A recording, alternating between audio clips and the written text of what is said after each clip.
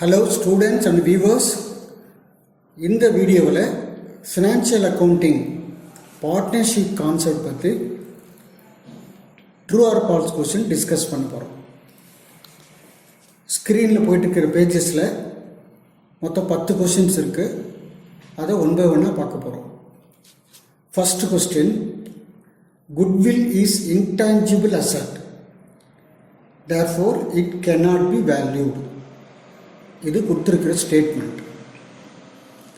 இதுக்கு எக்ஸ்பிளனேஷன் பார்த்தீங்கன்னா, goodwill is intangible asset தான்.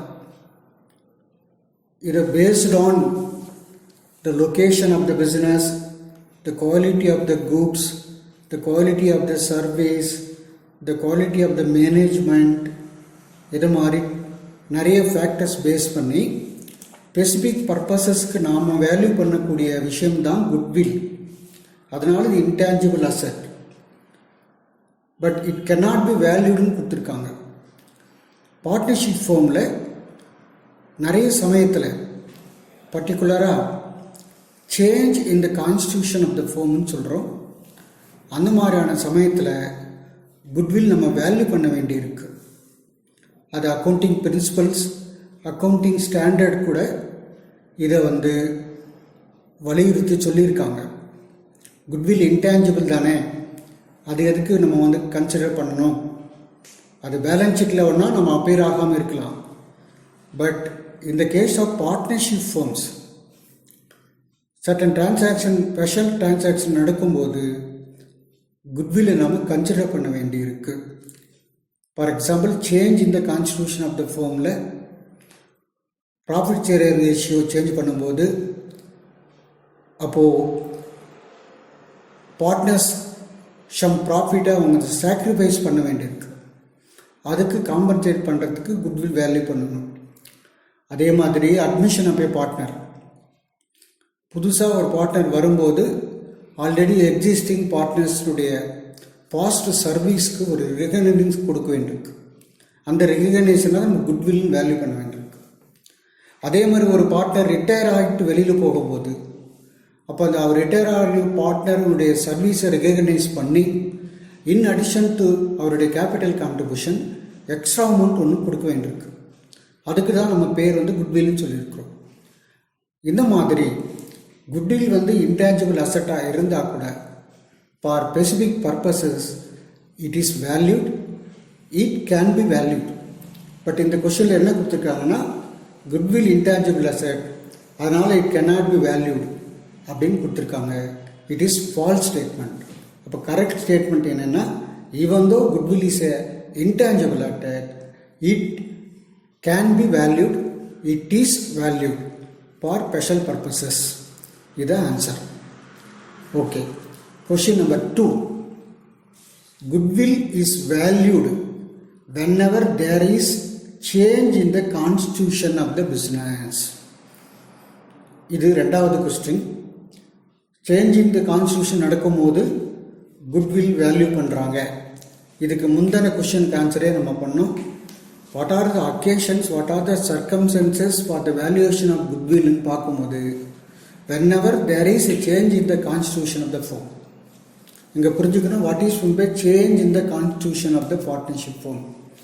That is already existing profit share ratio change பண்ணும்போதோ, அல்லது நியூ பார்ட்னர் ஒருத்தரை அட்மிஷன் பண்ணும்போதோ, அல்லது எக்ஸிஸ்டிங் பார்ட்னர் ரிட்டையர் ஆகி வெளியே போகும்போதோ, அல்லது எக்ஸிஸ்டிங் பார்ட்னர் திடீர்னு டெத் ஆகிடும்போதோ, இல்லை பார்ட்னர்ஷிப் ஃபார்மே வேறு ஒரு ஃபார்முக்கு நம்ம விற்கிறம்போது, சேல்ஸ் பண்ணும்போதோ, இது மாதிரியான கண்டிஷன்ஸில் நம்ம பார்ட்னர்ஷிப்பில் குட்வில்லை வேல்யூ பண்ணுறோம்.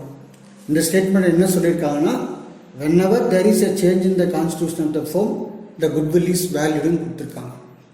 It is true statement, because whenever there is a change in the constitution in the name of change in profit sharing ratio or admission of a partner or a retirement partner or death of a partner, goodwill must be valued. Therefore இந்த statement true.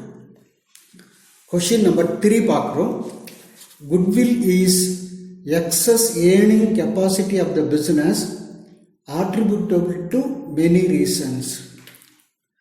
இப்போ குட்வில்லோட மீனிங்கே என்ன சொல்ல வரேன்னு சொன்னால், மற்ற competitors விட இந்த particular business, that is particular partnership firm என்ன எக்ஸ்ட்ரா பெனிஃபிட், அது லொக்கேஷன் பேஸ்டாக இருக்கலாம், அது குவாலிட்டி ஆஃப் த கூட்ஸ் பேஸ்டாக இருக்கலாம், quality of the service base பண்ணி இருக்கலாம், அல்லது குவாலிட்டி ஆஃப் மேனேஜ்மெண்ட் பேஸ் பண்ணி இருக்கலாம்.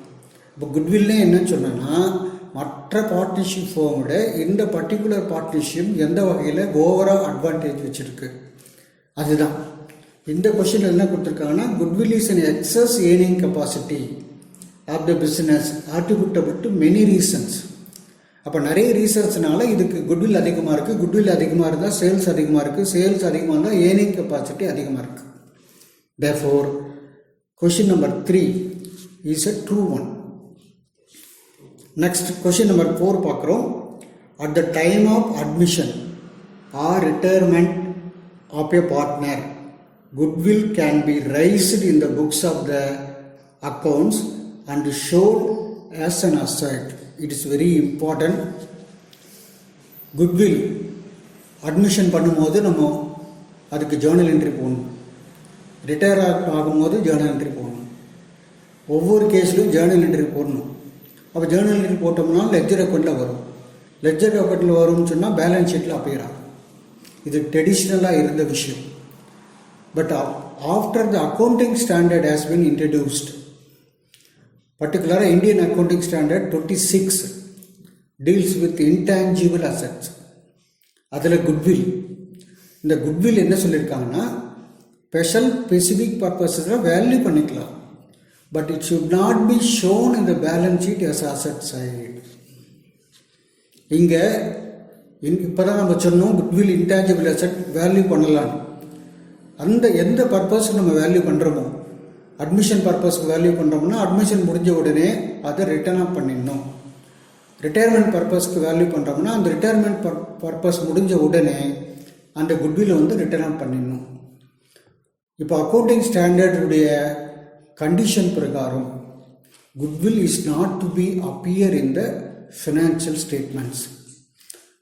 எப்போல்லாம் நம்ம அதை ரைஸ் பண்ணுறோமோ உடனடியாக immediately after the particular transaction அதை நம்ம ரிட்டர்ன் ஆஃப் பண்ணிடணும். இதுதான் குட்வில்லுடைய கான்செப்ட்.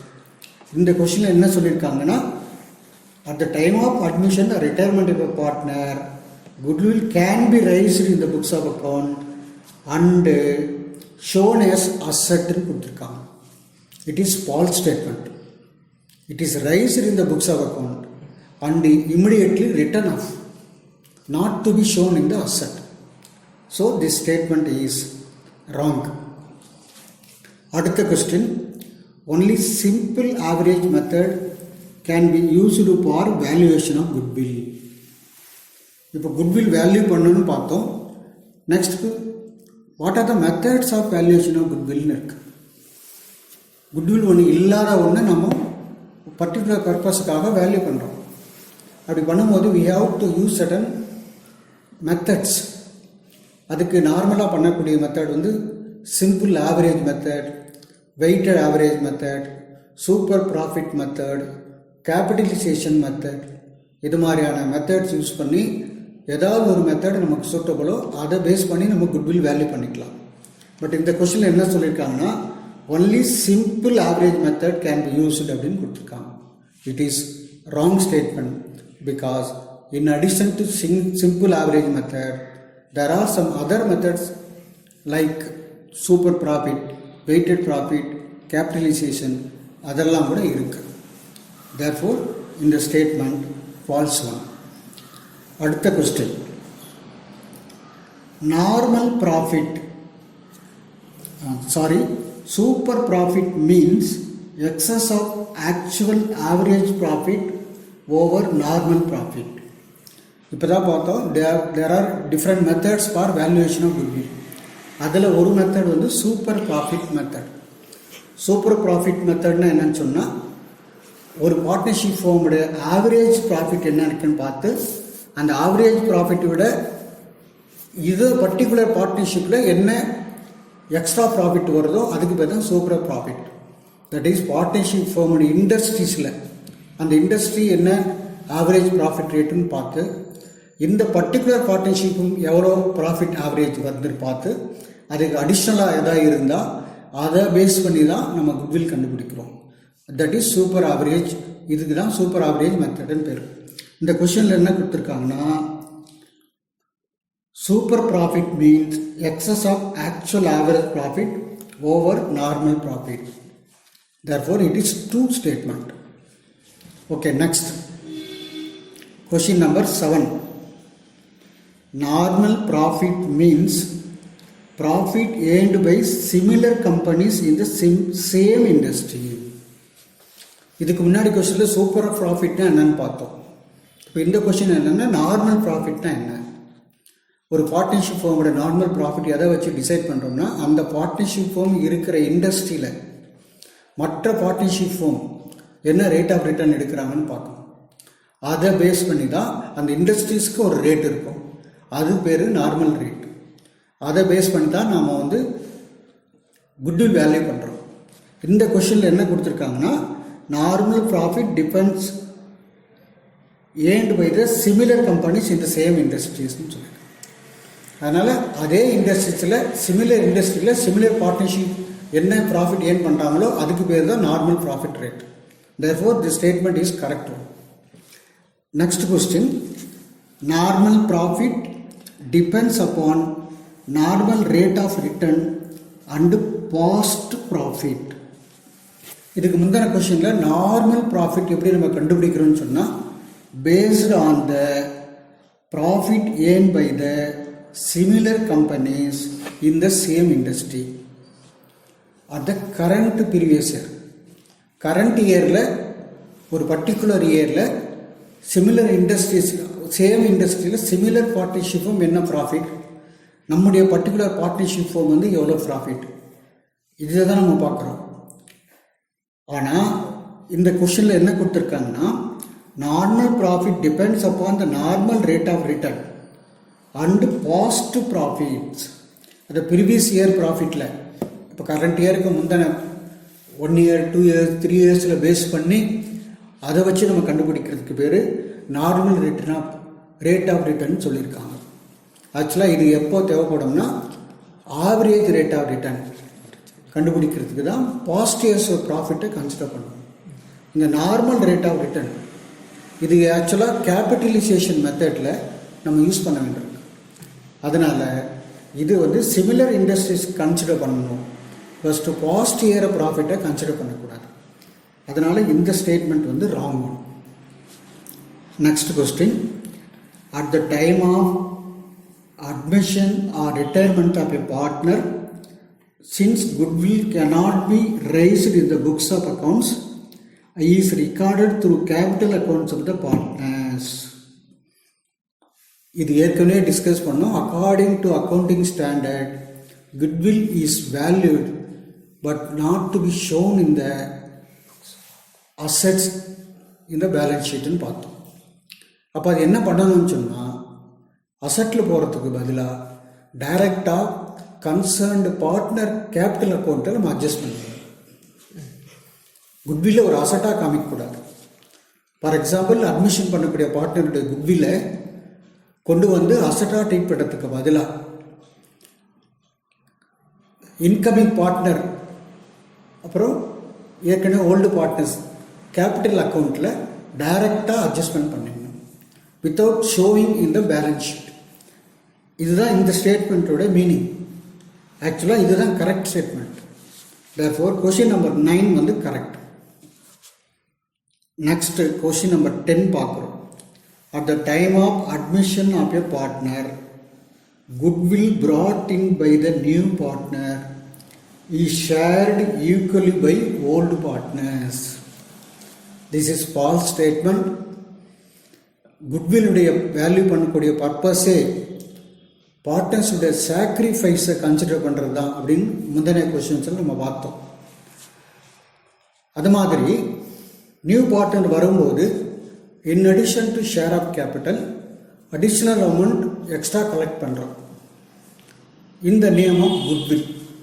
அந்த குட்வில் யாருக்கு போய் சேரணும்னு சொன்னால், ஏற்கனவே இருக்கிற ஓல்டு பார்ட்னர்ஸ்க்கு அவங்க அலோகேட் பண்ணணும். பட் எந்த ரேஷியோவில் பண்ணணும் அப்படின்றத கொஷின் வரும்போது பார்ட்னர்ஷிப் ஆக்டில் ஸ்பெசிஃபிக்காக கொடுத்துருக்காங்க. தட் இஸ் ஓல்டு பார்ட்னர்ஸுடைய சாக்ரிஃபைசிங் ரேஷியோ பேஸ் பண்ணி நியூ பார்ட்னருடைய குட்வில்லை நம்ம ஷேர் பண்ணணும்.